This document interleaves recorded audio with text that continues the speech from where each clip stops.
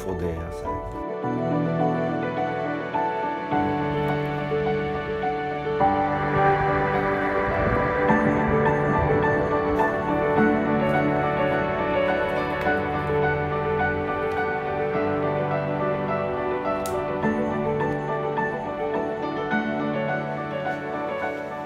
So today I want to talk about mastery. Sorry about that. Mastery from Robert Greene. Excellent book. If you want to master anything in your life, I really recommend it.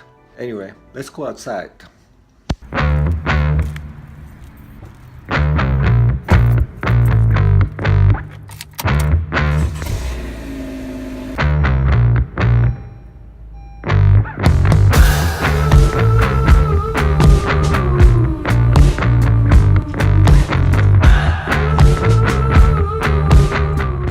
What a beautiful, beautiful morning.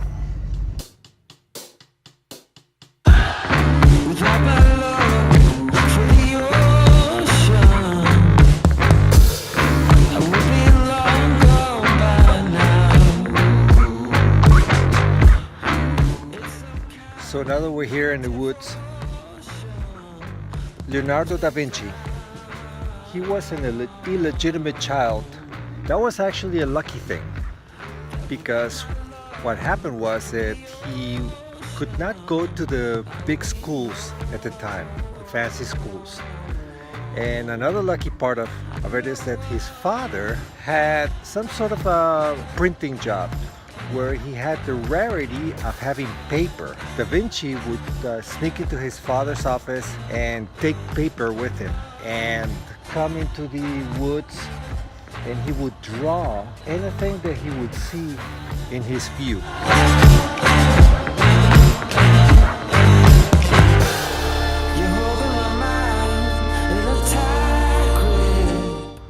That's how he started drawing. He would draw leaves, flowers, insects, anything that he could imagine seeing out there that he would encounter, he would draw it. And he became so good at it, but nobody knew about this until later in life. And that's how he started his career in drawing. He wouldn't have had all that time on his own, skipping school and just being out in the wilderness and learning his craft. You know the rest of the story. Once he became an adult, he just perfected his drawing so differently from everybody else, from all the schooled people out there, and he had his own unique perspective.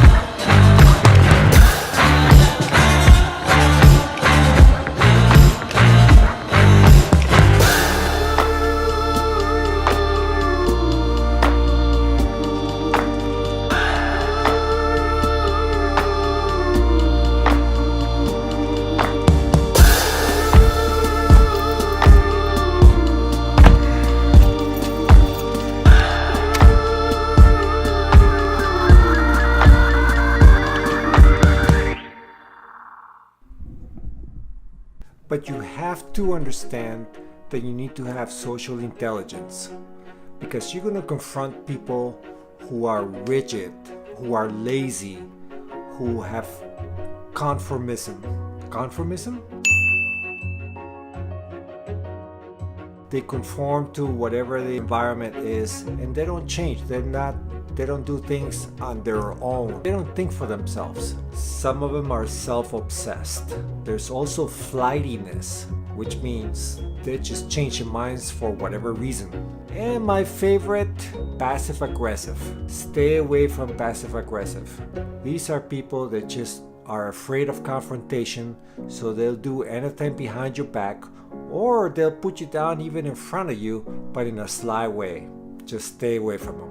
Learning how to deal with people like this can be the difference between success and failure in your life. Learn to accept there are people like this everywhere. no matter how genius they are, at what level in life they are, you're gonna find people that are like this. And some of these people may be your mentors. You may be learning from them, or they could be your co-workers, or even people who work for you. You never know who you're gonna encounter with these traits. You just have to accept that. Whatever it is that you're dealing with, just be professional and speak through your work. Also, see yourself the way others see you. Recognize some of the confrontations you might have before and be truthful to yourself. What did you do to cause these problems? We all make mistakes, we all learn in life, we all have these flaws, but we can learn from them. And if you see a pattern of what's happening, recognize that. Have the emotional intelligence to recognize that, this is not normal, and the common denominator is me, and I need to recognize what I'm doing to create this type of situation in my life. Adapt to it and change your persona. Actually, the book recommends you to change your persona to be masterful and intriguing and mysterious. I think the whole idea, if there's a little bit of mystery out there about you, then people are just gonna use their imagination to describe you. And if you're a hard worker and if you're mysterious at the same time, let them use your imagination on just how is it that you are so successful. They may think that you're a genius. They may think that you're a wonderful person. Somehow you come up with certain things. But you and I know that hard work and practice and dedication is what really does it. Yeah, but how do I become a genius? The devil is in the details. Okay, here's the thing. You and I know that you really have to practice, learn, and practice more on your craft in order to become a master. But there are also other steps. Make sure you don't become complacent, that you're not just following the steps of your mentors.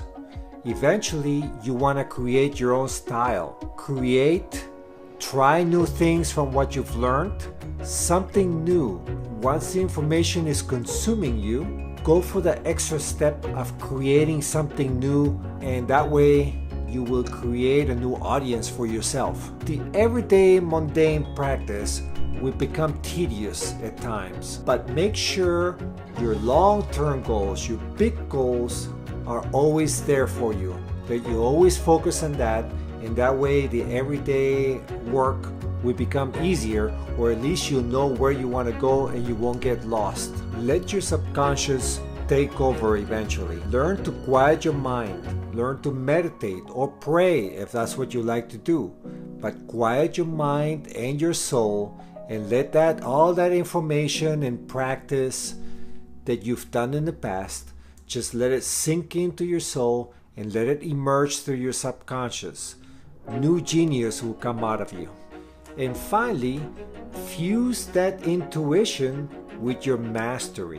When everything seems chaotic and very complex, learn to quiet that anxiety, that emotional intelligence of learning to quiet yourself. Let your subconscious help you solve what you want to solve. So there you go, guys. That was my overview of the book Mastery by Robert Greene. I really recommend the book. I'll leave the link below so you can buy it if you want to get it from there. Make sure you subscribe to this channel as I have more great books to review. Leave me a comment below. Tell me what other books you want for summaries or any other topics that you want to learn. And as always, I want to encourage you to go grow and master your life.